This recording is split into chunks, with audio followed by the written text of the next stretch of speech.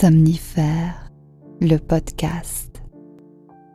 Bonsoir à toutes et à tous, nous sommes le jeudi 14 avril et Somnifère vous raconte ce soir l'histoire de deux femmes éprises du même homme et qui vont mettre en place un stratagème aussi invraisemblable qu'amusant pour se le partager.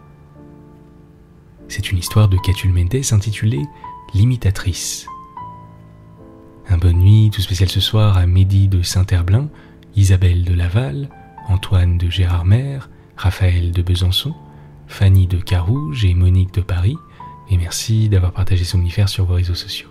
Plus d'infos en description de cet épisode. Je vous souhaite une excellente nuit et maintenant place à notre séance de relaxation. La séance de relaxation. Commencez par prendre une grande inspiration en vous emplissant d'air un maximum et en évacuant toutes les tensions de la journée à l'expire.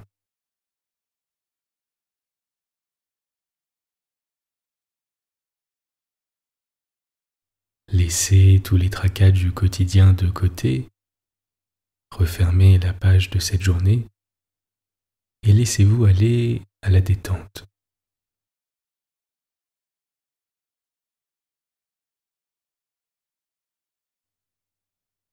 Avant de commencer, prenez quelques instants pour imaginer une pièce chaleureuse, confortable et où vous vous sentez en sécurité.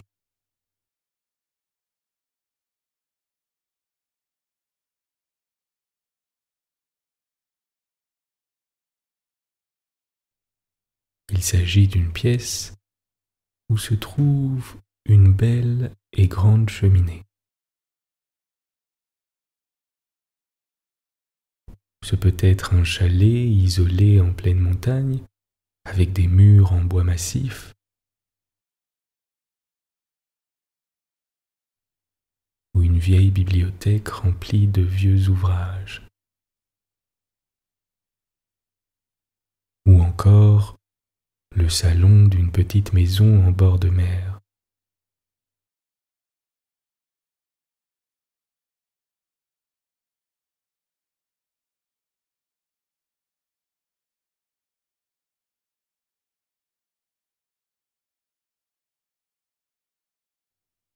Et je vous propose à présent de vous installer auprès du feu.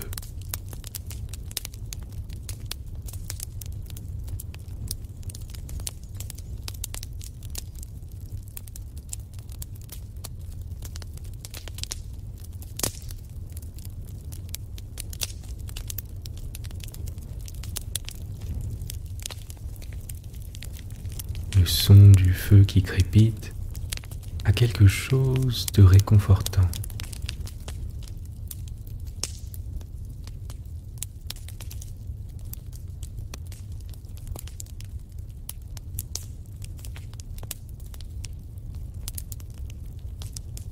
Vous observez les flammes qui dansent et ondulent avec élégance.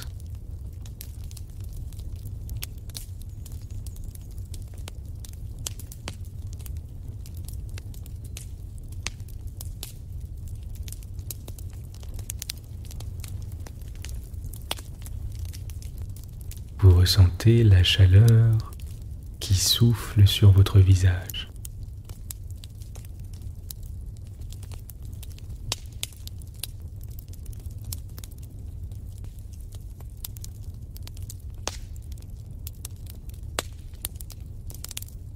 Appréciez l'odeur du bois fumé.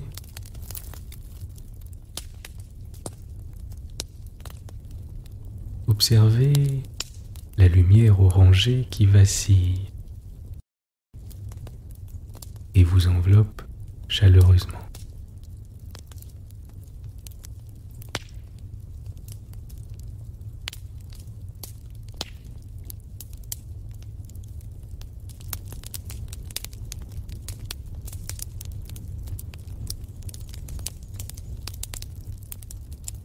Ressentez cette chaleur venir caresser et détendre vos pieds. Et montez doucement jusqu'à vos chevilles.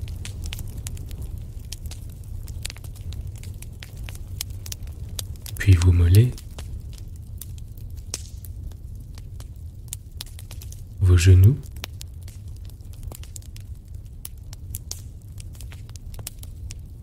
vos cuisses,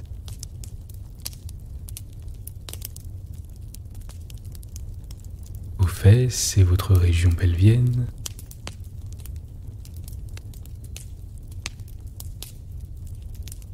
vos hanches, le bas de votre dos,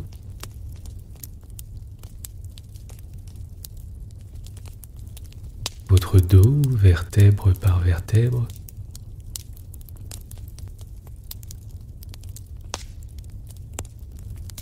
jusqu'à vos trapèzes,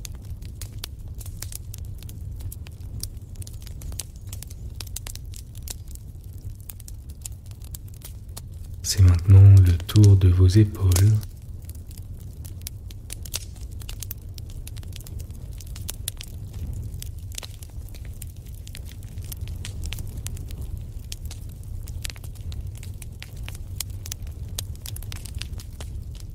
votre nuque et votre cou.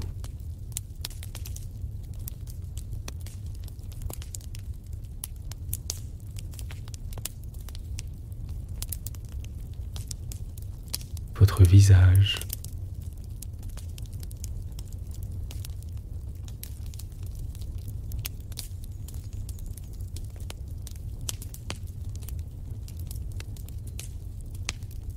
Votre cuir chevelu.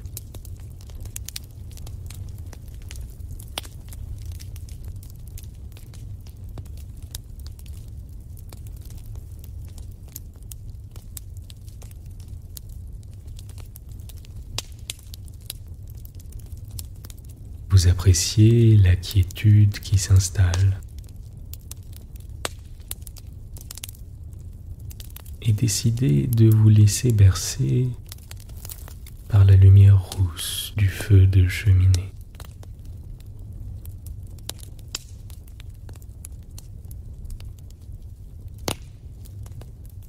Vous écoutez le bois craquer.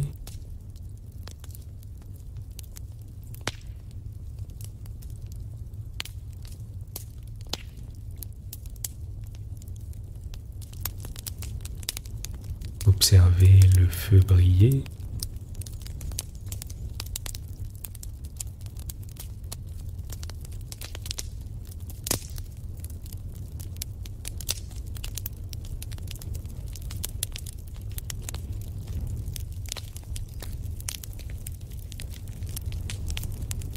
Et laissez-vous bercer par le doux ronronnement du feu qui crépite.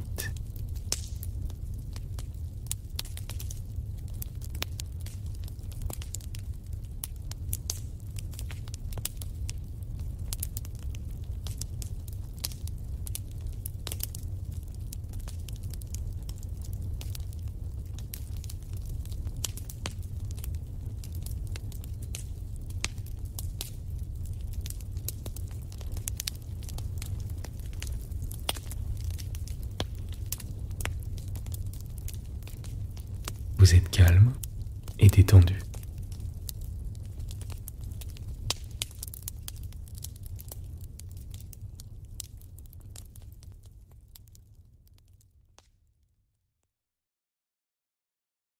L'histoire du soir.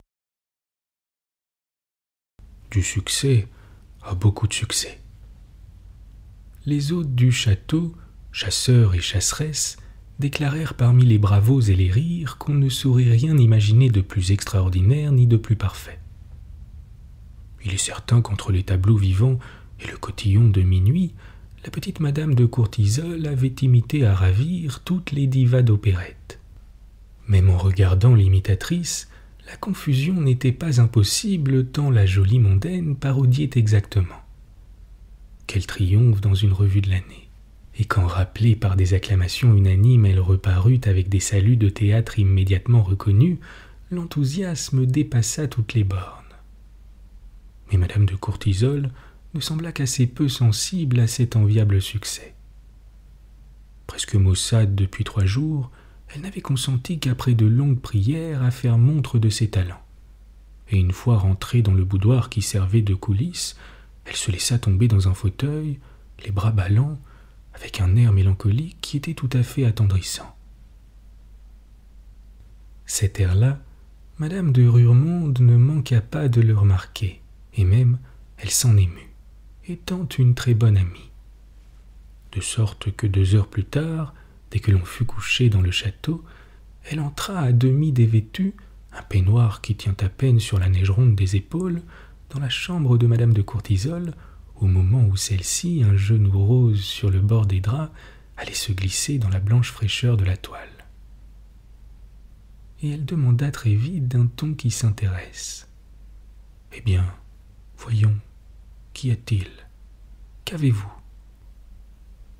Hélène de Courtisol, assise sur le lit, les jambes pendantes dans la transparence de la batiste, on voyait sous la dentelle de sa chemise se retrousser un peu l'orteil de son pied nu, prit sa tête entre ses mains et poussa de si grands soupirs que sa gorge, par sursaut, débordait délicieusement la maline.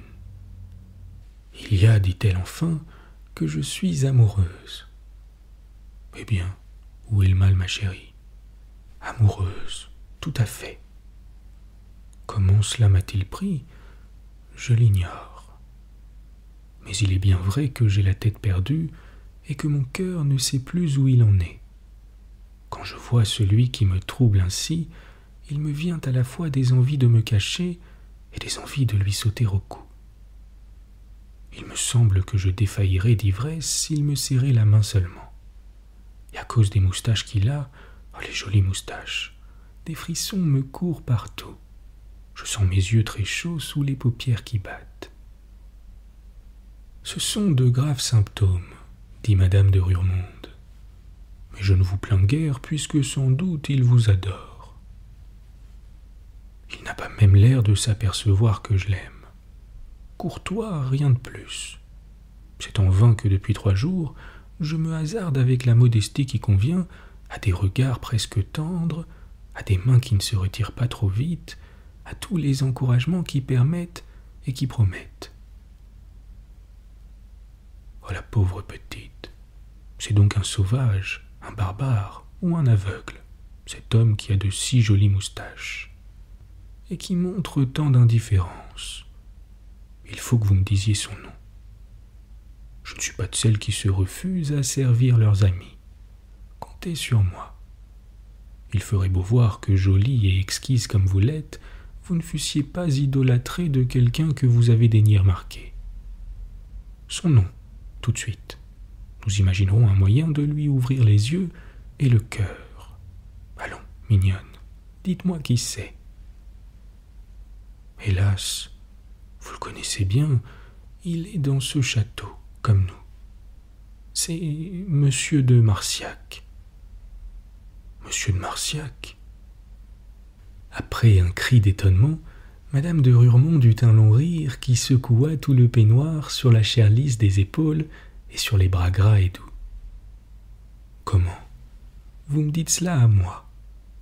Mais vous ne savez donc rien de ce qui se passe, et personne ne vous a jamais donné à entendre que depuis 1 an ou 2, j'ai toujours été brouillée avec les dates, je ne suis pas absolument indifférente à Monsieur de Marciac. Oh mon Dieu !» Et la petite Madame de Courtisol, qui était devenue toute pâle, ajouta en fondant en larmes. « C'est le dernier coup. Vous voyez bien que je suis la femme la plus malheureuse de la terre. »« Voyons, voyons, » dit Madame de Ruremonde, conciliante après un long silence. « Il ne faut pas se désoler de la sorte. Elle fait vraiment pitié, la chère. C'est très émouvant de voir une personne amoureuse à ce point. Causons. Il sera peut-être possible d'accommoder les choses. » « Hélas non, car il vous aime et vous l'aimez. »« Je l'aime, oui, sans doute. Je l'aime depuis 1 an ou 2. »« Eh bien, tant de mois, c'est très long. »« Quoi ? Est-ce que je vous comprends ? Vous seriez capable, pour l'amitié de moi, de renoncer... » À Monsieur de Marciac, je ne dis pas cela tout à fait. Mais si vous n'exigiez pas de mon amitié un sacrifice définitif, Madame de Courtisol ouvrait tout grands ses petits yeux, pendant que son ami, ayant aux lèvres un vague sourire qui a l'air de penser à je ne sais quoi de coupable et de joli, s'asseyait sur le lit à côté d'elle, dans les dentelles mêlées du peignoir et de la chemise. Il y eut aussi un froissement plus doux que celui des étoffes. « D'abord, dit madame de Rurmonde, je ne suis pas jalouse du tout. Et je me sens capable de toutes les condescendances pour vous épargner un chagrin, pour que vous ne gâtiez pas vos yeux chéris avec ces vilaines larmes. Approchez-vous plus près et ne perdez pas un mot de ce que je vais vous dire. Pour que M. de Marsillac cesse de vous être étranger, seriez-vous capable d'une imprudence? Oui, d'une grave imprudence. Oui. Tout va donc le mieux du monde. Car vous l'avez deviné peut-être, M. de Marsillac m'attend cette nuit, et rien n'empêche que vous alliez chez lui, la troisième porte dans le grand couloir, pendant que je dormirai dans mon lit ou dans le vôtre. Vous avouerez, je pense, qu'il n'est pas au monde une personne plus dévouée que moi, et que les plus terribles extrémités n'ont rien qui me fasse hésiter quand il s'agit de rendre service à une amie. Madame de Courtisol recula épouvantée. « Mais c'est une affreuse idée que vous avez eue là, madame. Comment? Moi, la nuit, sans avoir été longtemps suppliée, j'irai de moi-même m'offrir. » Qui vous parle de vous offrir? C'est madame de Courtisol, sans doute, au lieu de madame de Rurmonde, qui rendra visite à monsieur de Marsillac. Mais vous n'êtes point dans l'intention, je suppose, de vous faire annoncer à cette heure un peu indue. Et comme la chambre reste sans lumière, il ne faut pas donner l'éveil aux gens du château, celui que vous aimez ne s'apercevra pas du change. Dans un ardent élan de reconnaissance, avec des rires d'enfant à qui l'on ne refuse plus un jouet, Hélène de Courtisol sauta au cou de cet incomparable ami. Et 2 minutes après, une fourrure sur les épaules, les pieds nus dans des mules de perles, elle entr'ouvrait lentement la porte, prête à s'engager, à peine tremblante, dans l'ombre noire du corridor. Mais alors, ce fut madame de Rurmonde qui fit paraître quelque hésitation. Elle dit, le menton dans la main. C'est une folie bien effrayante cependant. J'ai peut-être eu tort de vous la conseiller. Qui sait ce qui arrivera? M. de Marsillac est un homme qui ne manque pas de clairvoyance, même dans les ténèbres. S'il allait à de certains indices, à la voix par exemple, s'apercevoir de la substitution. Pour ce qui est de cela, n'ayez aucune crainte. Vos façons de parler, votre accent, ne sont pas plus difficiles à imiter que ceux de Madame Théo ou de Madame Judy. Et je m'entends parfaitement à ces sortes de parodies. Oh, je sais votre talent. Même je comptais sur lui tout à l'heure quand j'ai pensé à vous faire prendre ma place. Je suis convaincu que vous serez d'abord une Madame de Rurmonde très vraisemblable. Tous les mots de tendresse, vous les direz avec ma voix. Vous balbutierez. C'est moi, mon ami. Vous murmurerez. Je t'aime, avec une fidélité d'imitation qui ne donnera prise à aucun doute. Enfin, tout ira fort bien au commencement. Mais la suite m'inspire je ne sais quelle inquiétude. Vous n'ignorez pas qu'il est des circonstances où l'on ne conserve pas sa présence d'esprit autant qu'il serait désirable. Il peut arriver qu'il vous monte du cœur, aux lèvres, sous les moustaches, un soupir trop personnel, qui ne songera plus à feindre. Vous êtes capable de redevenir vous-même quand vous ne vous appartiendrez plus. Quittez ce souci, ma toute chère. Lorsque j'imite une personne, il me semble que je suis cette personne elle-même. Et je parle comme elle, inévitablement, même dans les émotions les plus troublantes. Je l'admets. Je veux croire à cette prodigieuse faculté d'assimilation. Pourtant, je ne suis pas pleinement rassuré. En somme, vous ne pouvez reproduire que les sons familiers à votre oreille. Or, il faut que je vous l'avoue, je ne sais en vérité comment vous expliquer cela, ma voix par instant cesse d'être la voix que vous me connaissez. Elle se modifie étrangement, devient plus douce, plus lointaine, plus sourde, différente.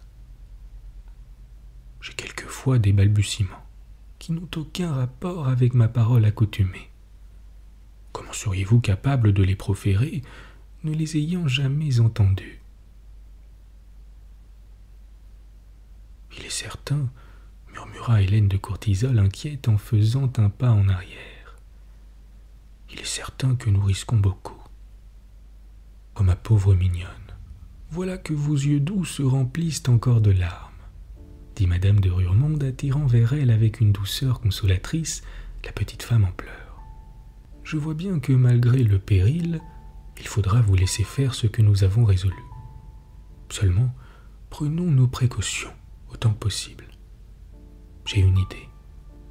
Cette voix particulière, inconnue de vous mais bien connue de monsieur de Marsillac, s'il m'était possible de vous la faire entendre afin que vous puissiez l'imiter. J'essaierai par dévouement. Venez près de moi, car c'est une voix très basse. Je fermerai les yeux à demi pendant qu'à deux genoux vous me parlerez. Rien ne vous sera plus facile avec le son des paroles de monsieur de Marsillac. Et moi, grâce à cette hypocrisie, dans l'illusion de cette chambre presque pareille à celle où vous me remplacerez tout à l'heure, je vous laisserai entendre ma voix. Il est probable que la leçon ne laissa rien à désirer, car jamais monsieur de Marsillac ne s'est douté que cette nuit-là, il avait entendu soupirer sous ses moustaches l'adorable petite bouche mensongère de madame de Courtisol. Bonne nuit. Bonne nuit.